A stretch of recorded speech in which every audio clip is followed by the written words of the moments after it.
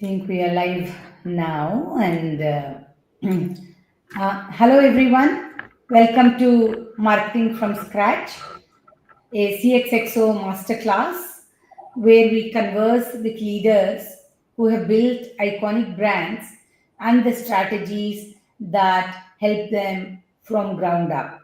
I'm Vani Kola from Kalaari Capital, and today I'm excited that we have Madhumita, founder of the Indus Valley, with us. Madhumita, welcome. It's great to have this conversation with you. Hi, Vani. Good evening. I'm really excited to be having this conversation with you. You know, I have a lot of memories from a young age around cast iron. It has always been part of our kitchens, and of course, you took this what was probably around for centuries and recreated that relevance back into modern homes where Teflon was ruling, and you brought a fresh purpose, and hence the results of what you've achieved shows at the Indus Valley. I should let you know, Madhumita, I really appreciate and admire what you've done with the company, but I'm also a power user of your products, and I'm sure, like me, you have many loyal fan base who swear by the cookware, your cookware. So I want to spend today trying to understand how you created that engine of brand building and communication strategy that connects into something very personal in an Indian home, and how you've been able to scale. So the first question really is what I was already talking about. It's not that we haven't had cast iron, it has existed for centuries, so it's not a new material, and everybody's mom and grandmom had it in their kitchen, and it probably has disappeared in most modern kitchens for whatever reason, weight, or newer materials or something. But at that point, when you started the company, why did you think you could take something old and recast it to be relevant into something new? What gave you the idea or the confidence that this was a great business? Sure. First of all, I'm really happy that you're a power user. That really makes me happy. So thank you so much for sharing that. We started back in 2016. So the offerings then by the legacy players, like you correctly pointed, were predominantly non-stick and aluminum range of cookware and cookers that were available in the market. If you were lucky to find cast iron, it would be predominantly through artisans or really small shops that were available near temples or unorganized sector. So there were two gaps that we noticed. One, non-stick is not suited for Indian cooking. We do a lot of tadka, we do a lot of stirring. It's very abrasive the way that we cook, and that's just the method of cooking that we use. So the non-stick coating gives way in a year, and you'll have to change the pan. And even when we are using it, it's prone to chipping and joining into your food. So it's not an ideal solution, at least for Indian cooking. So, with that in mind, we were looking for other options. To be honest, we did not start out with cast iron immediately. Our first solution was something to do with clay. So, we had launched a clay range of cookware. And even in that, we had innovated. We treated clay like ceramics. We filtered the clay, we sourced the clay from the right places to ensure it doesn't have lead or cadmium. We made it completely microwave safe. We've risk fired it in a kiln so that it's safe and it doesn't have any impurities. After doing all of this, what we noticed was that the intent to purchase was really high. Like we ran a survey, 32% of people were really keen on buying. And in that 32%, only 8% bought the product. Then we went ahead and started asking questions. Why did you not buy? Was the price not suitable? Would you like us to give it at a better price? But majority of the concern was around lack of convenience and potential of breakage. So we did a little bit more work and we understood that cast iron is something that they've already been using in the past. There was a gap of 20, 30 years that was there, but that's something that's better suited to Indian kitchens. And then we looked at the supply chain. This was the second gap that we had noticed. Now that we've identified cast iron as a good alternative, a healthier alternative to non-stick, which is definitely more convenient, more versatile because it can be used for different kinds of dishes. What we then saw was the supply chain was predominantly artisanal. They got scrap material from automobiles. They did not treat it properly. There were multiple issues. Like the source of the raw material is still very questionable if you go the artisanal way. We realized we'd have to work with different manufacturing partners in order to do it. So that was one of our moat. These were the two gaps that we had seen. We saw that nonstick is not good for you. And we figured that even more traditional methods like clay, even though a customer would want to buy, she's not buying. And we found cast iron as a sweet spot, as a healthy offering. And that's how we picked it. When we started it, to be honest, we really didn't know the TAM or the potential or anything like that. It was more of a passion project. We understood that we wanted to make Indian homes healthier, and this was one of the ways to go. And we didn't really think our the bottom of math was that there are 25-30 different pieces of cookware in an Indian kitchen. I'll get into at least 10 of them, and we will be priced competitively to any other legacy player. So we are not too high that they cannot afford us either. So this was our thesis when we had started. But when I look back, probably I should have done a little bit more TAM study and things like that. No, that's great. Always underestimating and over delivering is better than overestimating and under delivering. And you have definitely delivered. So, so you have a product that's not unfamiliar, but it's not used in homes or wasn't used in homes, at least in urban modern homes. So, how did you, and they are the buyers. So, how did you find your early adopters? Was it word of mouth? Was it, how did you reach out to them? How did you fix the profile? Is it a younger, newly married person? Is it older person like me who knows the product, cares about a healthy kitchen, but as you said, doesn't really have a branded product to buy in that category? How did you decide who your early adopter is going to be? Because that's the most important, from crossing that chasm of product to finding product market fit. Sure. So there was no silver bullet to this. This was just back-breaking hard work. So what we used to do the first 3 years, or first 2 years for sure, is Jagdish and I used to participate in a lot of events. We've participated in more than 100 events in Chennai and Bangalore. These were predominantly in office spaces, homes, and malls. We met hundreds of customers daily. We understood at what price point they were buying, what they were looking for, and what is some feedback that we were receiving from them. It could be as simple as maybe the handle should be this way, or I'm worried if this will work on my induction or not. Multiple conversations that we had with them was very helpful for us to get a good hold on who our customer is. And since we had some of these events at apartment societies, a lot of customers allowed us into their homes because we were founders ourselves. It gave us a good understanding on what exactly exists in an Indian household kitchen. So this was very crucial for us to understand who our customer is, what is her problem, and what is she trying to solve. So we understood that our customer is not the top 1%. She is anywhere between she's anywhere between the top 30%, but definitely not the 1%. She makes all 3 meals herself. Or at least oversees it. She spends the 2 to 3 hours in a day somewhere cooking related, including buying groceries or getting the vegetables ready, or some sort of work related to that. She valued performance. She valued health. There were multiple trigger points where the customer was looking at this category.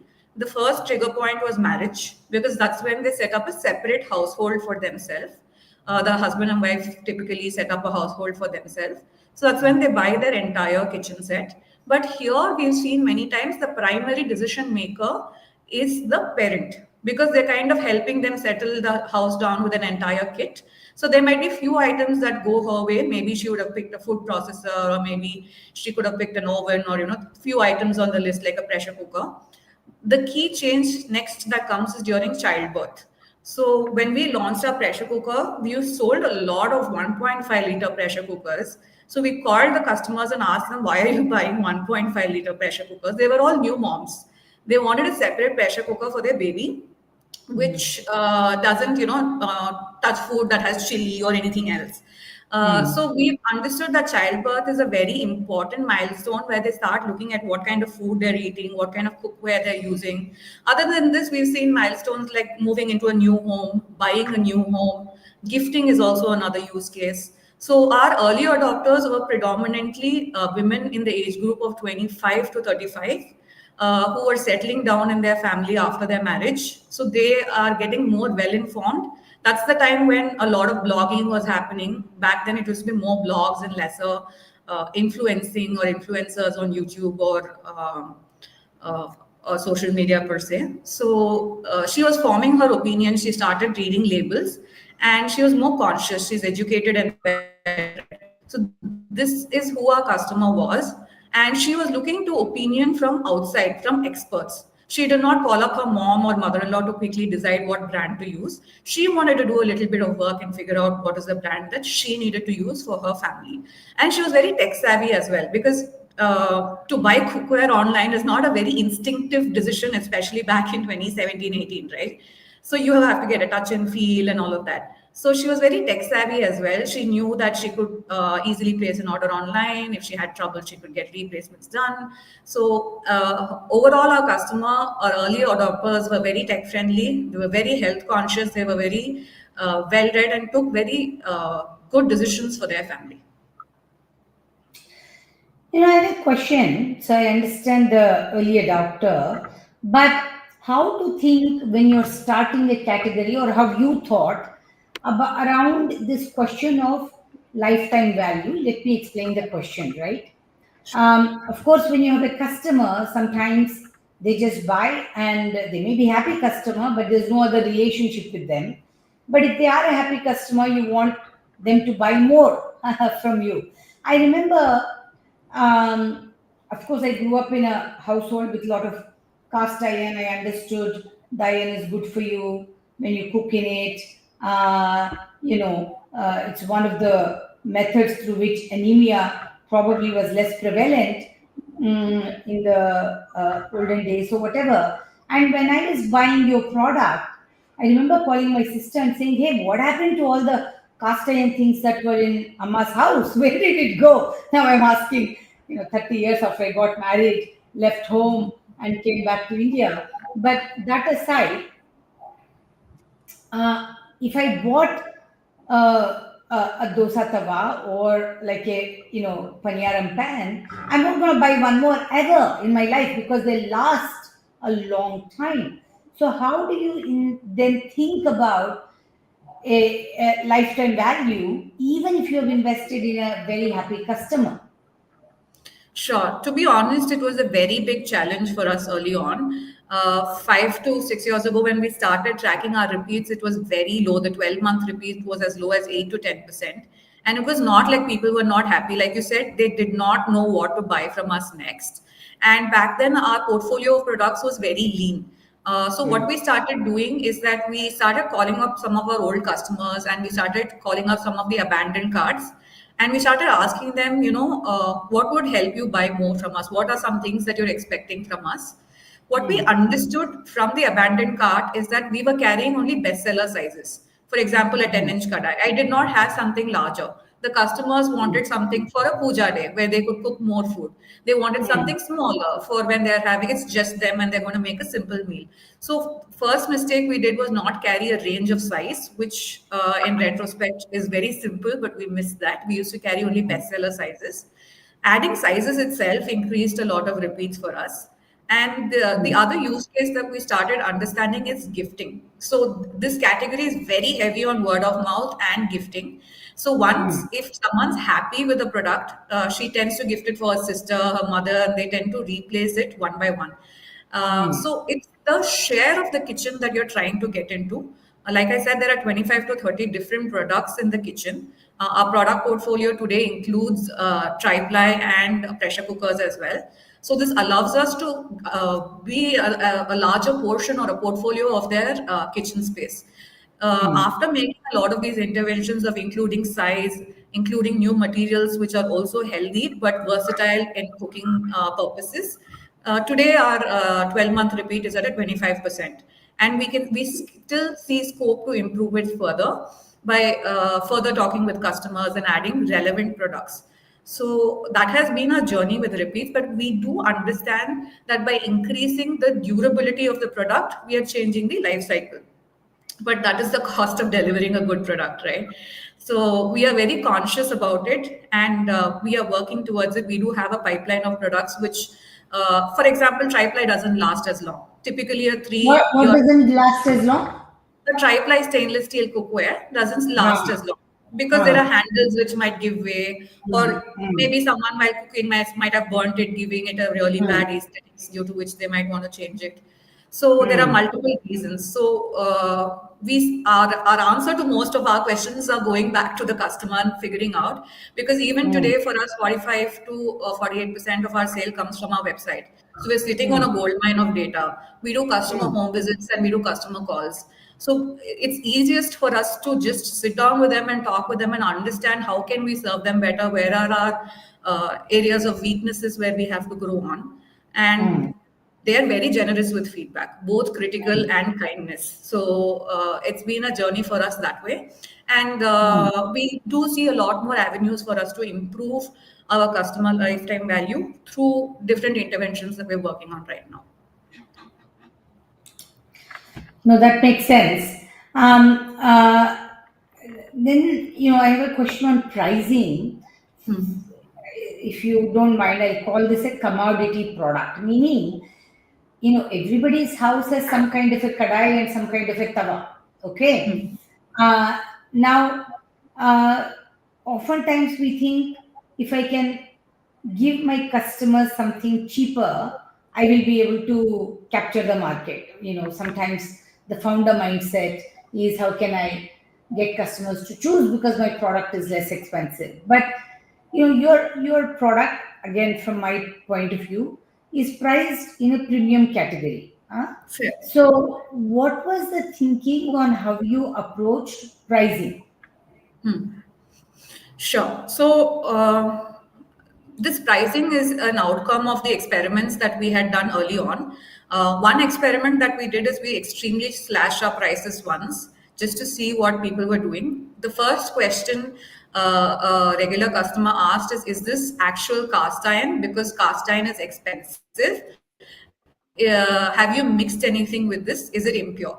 So there is a lot of correlation between quality and price in a customer's mind. There is a correlation which is very positive. They feel that if something is cheap, it might be of poor quality. So we understood it is detrimental to brand value for us to price it low. It needs to be fairly affordable. For example, I wouldn't sell cookware at 4,000 or 5,000 unless if it is packing that amount of value. But selling it at 1,500 or 1,700 still makes it reachable to the customer, and we are able to pack enough value into it. The mindset of the customer has also changed. Before, there was very little say for women as to what goes into the kitchen and what was bought into the kitchen, because most of the households were joint homes, or they used to stay with their in-laws. So all of the things already existed. She never typically brought in a lot of cookware. With more nuclearization of families, what we're seeing is the decision lies with the woman of the household. She is value seeking because, like I said, she spends 2 hours in the kitchen daily. She wants to ensure that whatever she's cooking in doesn't burn, it cooks well. Basically, she's looking for good results and a good partner in the kitchen, for which she's willing to invest money. We've heard the word investment many times from our customers. We've seen people from very humble households kind of save money, 500 rupees a month, in order to buy a tawa. And that's why we're going to launch an EMI option, a buy now, pay later, also on our website. So the long answer to your question is the customer is value seeking. They want value, durability, and healthier options for which they are willing to pay the price. Maybe they might not change their entire set of the 30 pieces of cookware today, but they are slowly changing their cookware one by one and eliminating a lot of plastic and non-stick from their kitchen. So, talking about existing cookware, so I'm gonna go. digressed from our focus of startup marketing, founder insights, to your insights on health. But Rishikesh asks, lots of kitchen utensils, brass, aluminum, or steel, have usually have an emotional connection because they're passed down in an Indian household from generation to generation, maybe.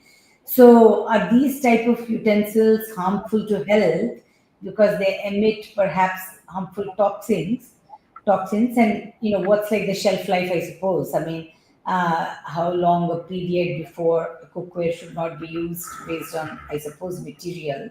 So I don't know if you want to take that question, but I thought we'll just digress for a minute, have you give your thoughts on what should we be using for a healthy kitchen before we jump back into the session. Absolutely. So materials like brass, bronze, copper, cast iron are definitely generational heirloom material. So that is something you can pass on to the next generation and preserve it. But aluminum is a little tricky, especially because if we don't know the source, aluminum needs to be 99% plus pure. We need to ensure it doesn't have any lead or cadmium traces.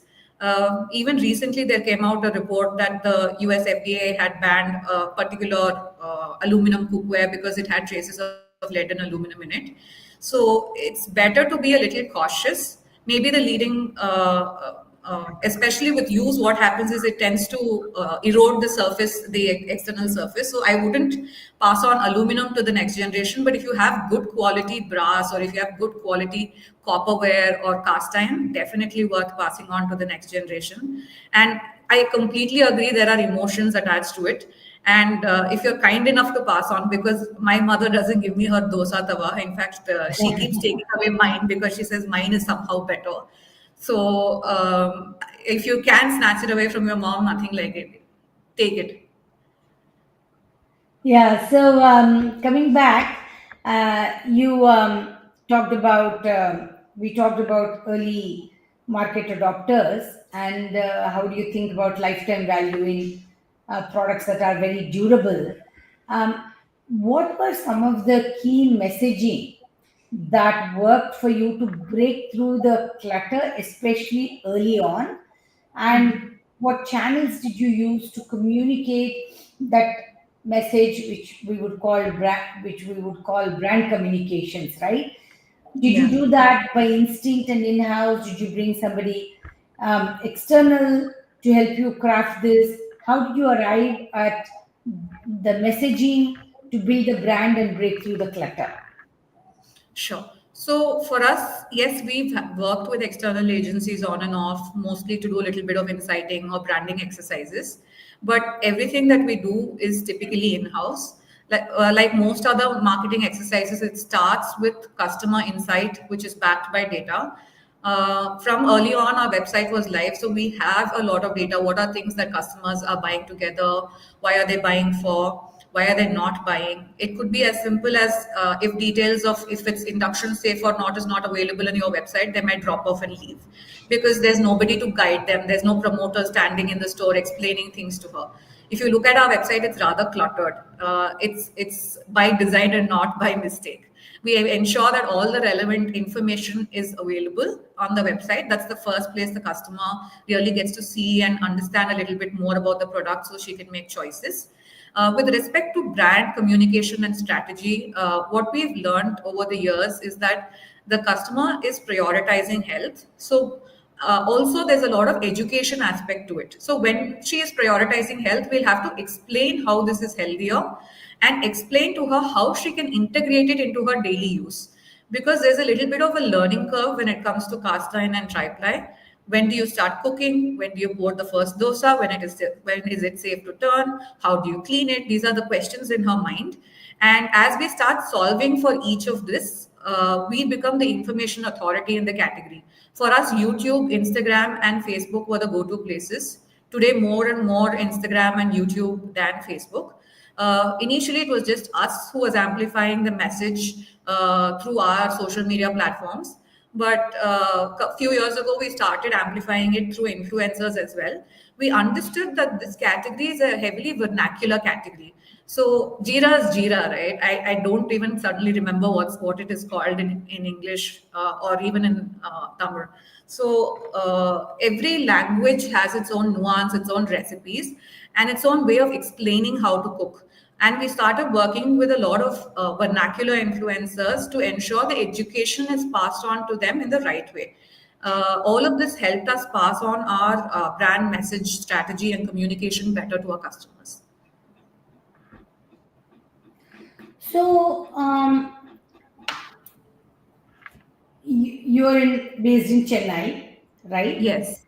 And typically, companies come out of Bangalore, Delhi corridors, right? When they're starting for any number of reasons, we can hire tech people better, or funding is easier, or whatever the reasons may be. So you're one of the few, and there's a growing trend of these companies, but you're one of the few early pioneers to break the trend of I want to live in Bangalore and I want to be in Chennai, right? How much was that market driven? How much was that personal?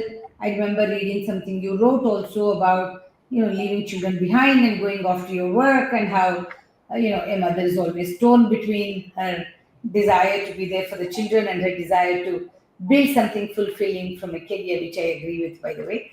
So, has Chennai been, I have no choice, I have to be here, or has it strategically been positive, or is it just neutral? Today we can build from anywhere, so I'll stay where my family is. In hindsight, how do you look at the choices you made, and would you make a different choice? In hindsight, I'm happy with my decision. The answer is two-pronged. One is a personal reason. I started when I was 26 with barely any experience. That also means barely any bank balance. So I had to rely on whatever savings that I had. So I had to come back home. It doesn't make sense for me to pay sky high High rent rent. in Bangalore. I'm sorry. High rent, I said. You were saying the same Exactly. thing. Yeah, the Yeah. high rent, and also the amount of support that you get when you come back home. That you need not worry, because in the early days you're pulling easily 10 hours, 12 hours daily. You're working Saturdays, Sundays are also almost working, because you're married to your co-founder, and then you end up working on the Sunday as well. So who takes care of the home? Who ensures that you actually eat? There is like rice at home, dal at home, all of that. Our parents used to chip in. They ensured that we weren't malnourished in any sense. They used to drop in regularly and ensure that these children were actually eating food, and there was some pantry left in the kitchen. So it was a decision of convenience. It was a decision in order for us to be frugal and save money, so that we'll have enough time for us to build this out. Because Jagdish and I are first time founders. We come from a long line of people who've either worked in private or in the public sector. None of our parents have any business experience. So we did not have much to lean on from learning from others in the starting. So what we decided is that we'll have to spend time. If you do not have knowledge, the other thing that you have is time. You'll have to invest a lot of time in learning and figuring things out. And we did not want to spend money on rent and worry about lack of support. So that was the reason we came to Chennai. With respect to work, what we've seen is that in the initial days, it was not a problem, because you would typically be hiring more junior level people, which was talent that was easily available. But we started struggling in the fifth year, sixth year, and the seventh year, where we needed people of particular skill sets. Let's say you needed a particular digital marketing person or performance marketing person. You needed a content person who's really good at D2C. Attracting them here was a challenge for us. But what we've learned over the years is building talent has also helped us, one, get excellent people early on and also retain them. One classic example of that I give is that my previous senior manager of digital marketing, or basically performance marketing, joined us as an intern. Then she went and did her MBA. She came back and joined us, and she was with us for many years. And even now, she consults with us as she's moved out of the country. So we build relationships with very smart, young, fresh professionals who are straight out of college. And Chennai has no dearth of enough good engineering colleges, and we've built them ground up. That has definitely helped us with the talent pool. But sitting today, we're able to attract talent at a manager and above kind of level from any city, assuming we have the right kind of things to offer to them, the right profile, the right package, the right kind of experience and culture. People are willing to move. But at a junior level, we've always built people ground up, and that definitely is one of our strengths. And I wouldn't do it any other way, especially now with a 2-year-old. If I'm traveling somewhere, I'm just saying, "Amma, please take care," and then I'm just leaving. So I do not have any regrets. We've thought about maybe having an additional office in Mumbai or Bangalore. So potentially we might do that for special kind of skill sets or special kind of teams. Supplementary office is something that we might look at down the road. But I'm very happy with my decision as of today.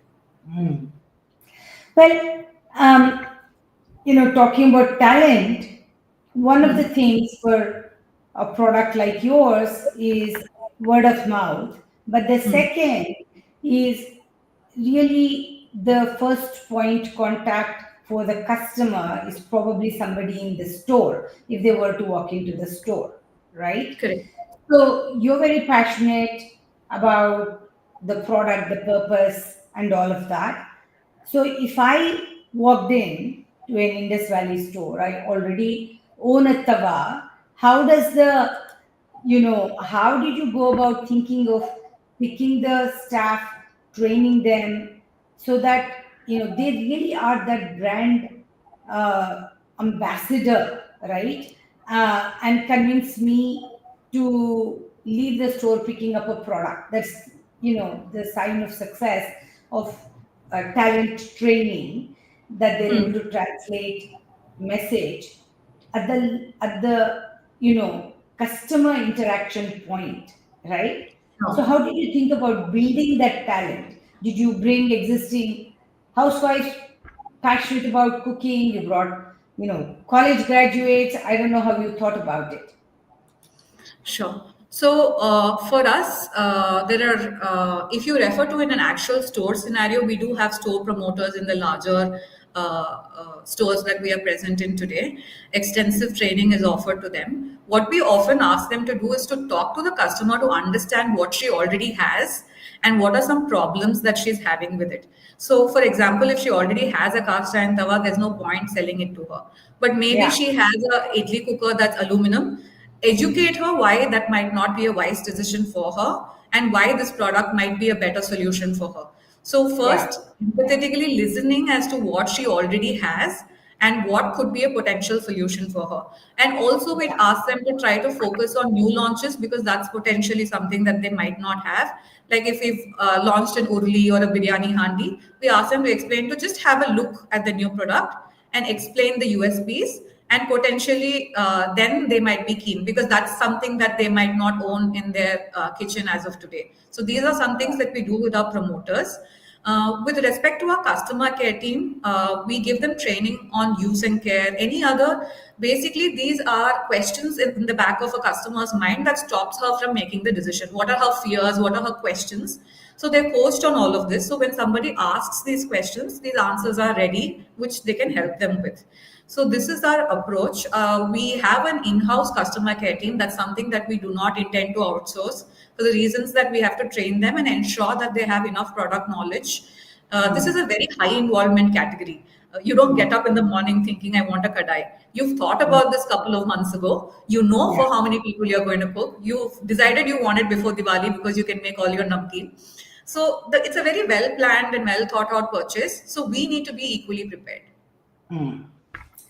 We talked about pricing, how you came about pricing for your product, but there is a kind of a different take on this, which I'll ask you the question from Tanmay in the audience. And I think, in fact, the answer is in his question only, but I'd like you to answer it. In a B2B, the pricing is per kg. So, how then do you maintain healthy margins in the market? And I'm sure I don't know how much my Indus Valley Kadai weighs. So, but but I think that's his question. He might be in the B2B business. I don't know. How do you make margins in this kind of a product category? Sure. or Like healthy I margin.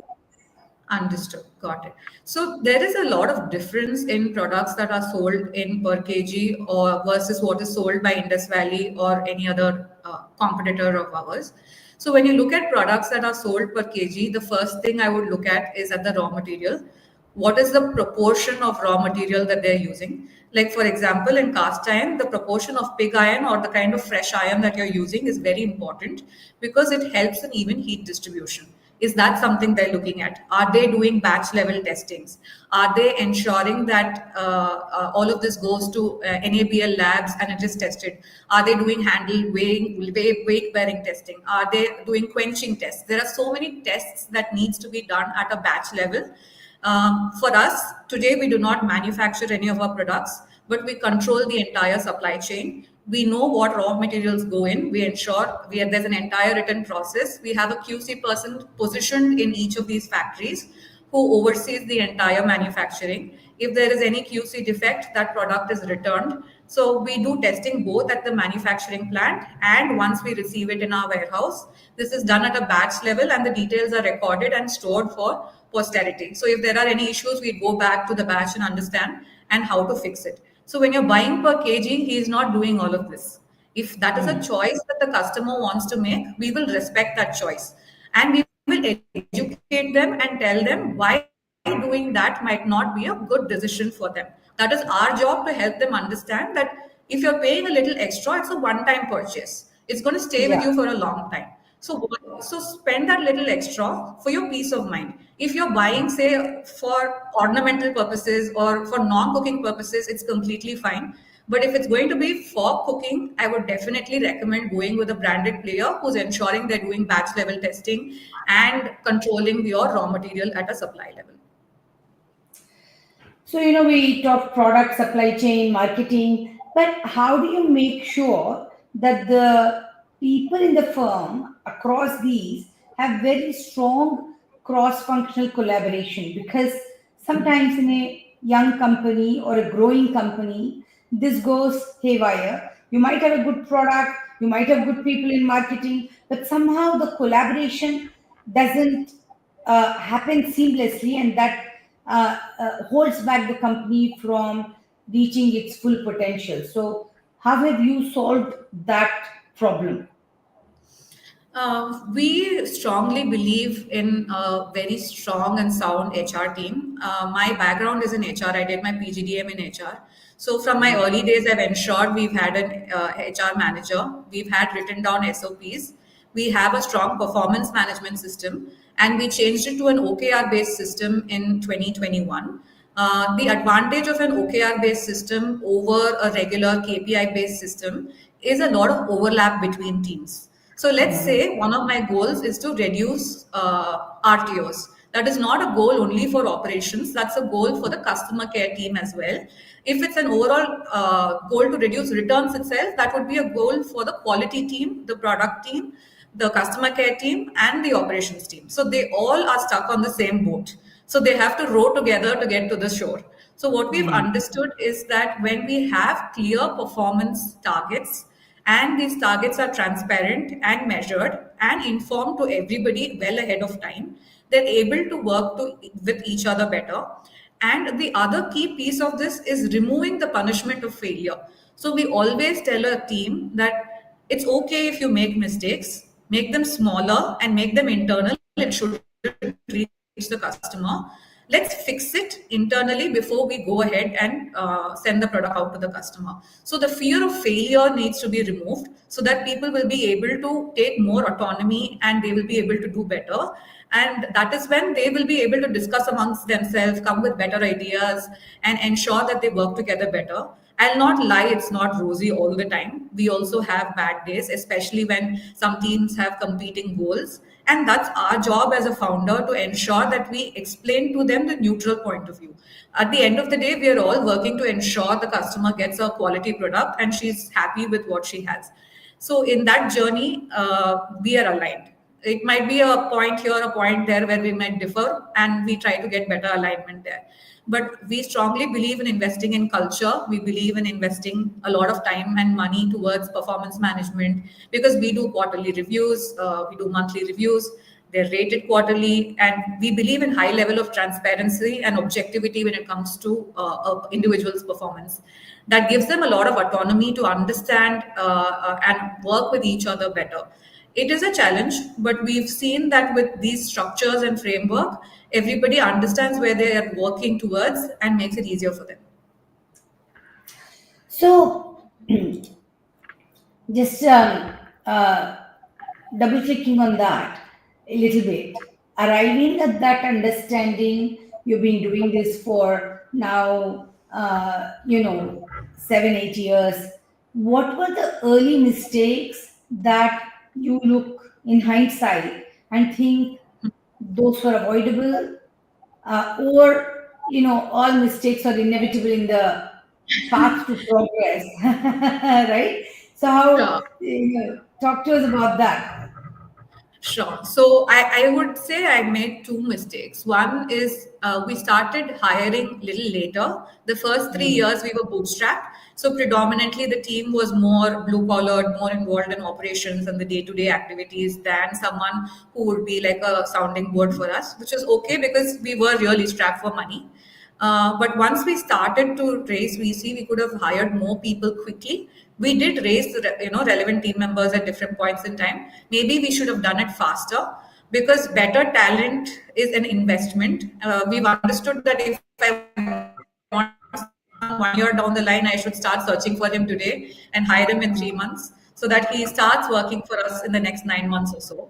The time to, and the other thing that I've understood is that whenever there is a transformational piece that the team has to work on, let's say setting up a process or technology, we need to handhold them and guide them through the process, irrespective of what experience they have, because they are technical experts, they are specialists, but they do not magically understand what's the expectation in our head as a founder. So the first, we do not hire more than one head or leadership candidate per quarter, so that Jagdish and I can spend a lot of time with them to help them understand what is our requirement, because they're great at their job. They just need to understand what they're supposed to do. So that is a rule of thumb that we have. We do have to hire faster, but we have to hire sensibly at different stages. And we have to spend a lot of time with them to ensure, one, they imbibe the culture, and two, they understand what they're working towards. So it's not a mystery to them. We've understood that we have to keep over communicating and telling it again and again. It helps them come into fold and perform better. So, you mentioned your co-founder, also your husband, a few times, right? There are different schools of thought on this, that when you start a business with a family member, then there are a lot more risks, both to personal and professional life. But you have obviously made this work. So, how do you structure things so that the work and family can coexist without conflict? I think we were young and stupid, so that genuinely didn't help. You won't do it again, is what you're saying? We would do it again if we were 26. I wouldn't if I were 26. But all things said, we had our really rough times in the first 2 years, just figuring out where are our boundaries, our working styles, because we're very different people. That's in retrospect a strength. But when we started, just decision making used to take a lot of time. Jagdish likes to have like detailed PPTs, analysis, numbers before he makes a call. I am a more gut-based person. I would spend a little bit of money, try a little bit, learn from that, and then take a call. How do you explain gut to a person who is fully number and analytics based? I can't tell. I feel like this is the right decision that I want to make. So what I always believe is that if the cost of the decision is low and reversible, you should go ahead and make it. If it is irreversible and very expensive, yes, you have to think a lot about it and spend a lot of money.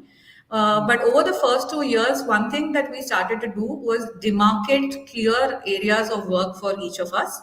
For example, I handle procurement, product, and most of the back-end activities is with me. Jagdish handles marketing, he handles finance and fundraise. So we kind of drew a line as this is yours and this is mine. and we started giving more, working on effective ways to give feedback. Instead of saying this is bad, which is not useful for anybody, we'd rather say, why don't you try this? This might be a little bit more effective. We started to respect each other as colleagues. We don't see each other only as, spouse or just a life partner. But it took us time to get there. And the other thing that helps is radical truth. We are brutally honest. If we are messing up, we'll tell you are messing up. This is going really bad. And that way, we've started to resist that a little lesser, because you start learning the benefits of it. When your co-founder is telling you, pull up your socks, this is not right, something is wrong, then it's like someone who's warning you well ahead of time before things get bad. So we started seeing that as a sign of strength. We've learned to disagree. We've learned to disagree as adults and set boundaries. Yes, the conversations sleep into the night as we are having our movie night. Yes, you should have done this better and worse, or so on and so forth. But we used to resist it before. Like, I didn't like it. We used to have a notice board, a whiteboard in our bedroom. We used to write down ideas that popped in our mind. I used to resist that idea, and I did not like it. The more I stopped resisting it, the more I started accepting it, the balance started to come in. Because the more you try to frame these unrealistic boundaries, you're going to talk about your child at work. You're going to talk about work at home. So these things are going to happen. So whatever is the priority at that point in time, we've learned to address it and move forward. And we've learned to set aside ego and listen to what the other person is saying, and respond with the assumption that he has the best interest in, or my best interest in his mind, and vice versa. So it's been a journey of 9 years. It wasn't easy though. I can understand, and congratulations on navigating that and staying sane. Because we have only a little time to wrap up, and we could continue this conversation for a long time. I will just ask a few quick questions to get to know the person behind the brand and the human behind the personality, right? So, what's your favorite food to cook in Indus Valley products? Dosa, that's my staple. Morning, lunch, and dinner, anytime is okay, huh? Absolutely. So I won't go into which dosa now. So we'll. Any kind, it Is could there be a any? peasant and any dosa. So is there any leader you admire that you think has influenced you to become an entrepreneur? This is not an entrepreneur, but I've always looked up to people like Dr. Muthulakshmi Reddy, who's the founder of Chennai's Cancer Institute. She was a doctor in an era when women weren't even allowed to study. The amount of work that she's done for women, and being the first woman legislature, I mean, the first woman in the legislature, is remarkable. There are many other such women that I look up to. But every day when I cross the Cancer Institute, I remember Dr. Muthulakshmi Reddy, and that's someone I look up to. That's great. And uh, it's chaotic being a founder, no matter how much support you have at home and all that. So, what grounds you? Is there a ritual? Is there something that grounds you? I cook daily. I make dinner at home daily, no matter what time it is, and that makes me sane. So, other than, of course, your own brand, which is one brand that you deeply respect or admire? Le Creuset, the way they've built it is its Yeah, legacy. yeah, yeah. And, uh, they are ultra premium, right, in terms of price.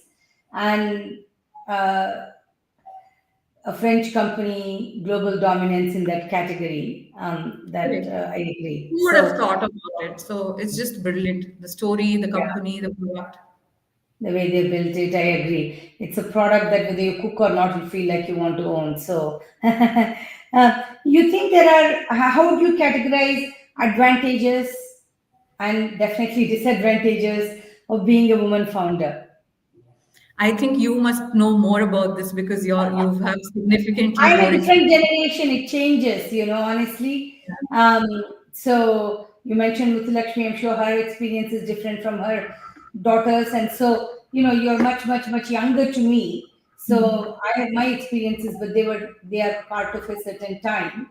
And so I'm definitely interested to hear a line or two from you. Sure.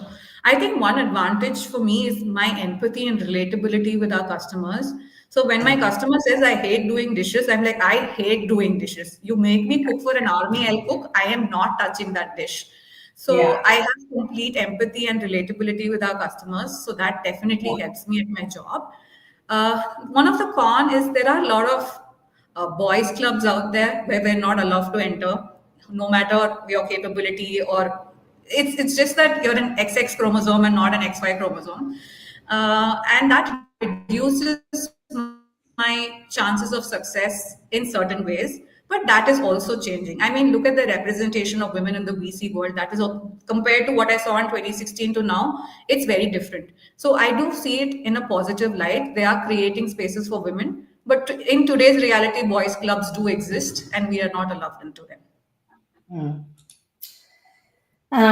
So lastly, do you have if you could and cost were not a factor, who would be a great brand ambassador for your product? Probably Jyotika or Madhuri Dixit. It's Mm. just a gut. I don't know if my CMO or my co-founder would agree, but just throwing Yeah, it out there. yeah, that's great. And this has been a lovely conversation. A lot of things to keep in mind and learn from your journey and experience for other founders here. I hope, and I'm sure the audience also enjoyed this as much as I did, Madhumita. So thank you for taking the time, and I wish uh, you and the entire Indus Valley team the best. And may you revolutionize Indian kitchens to make people more healthy. Thank you so much, Vani. This was a very warm conversation. I didn't realize that 51 minutes went by. It was a pleasure being hosted by you, and thank you so much. Thank you. Thank you, everyone, for joining us today.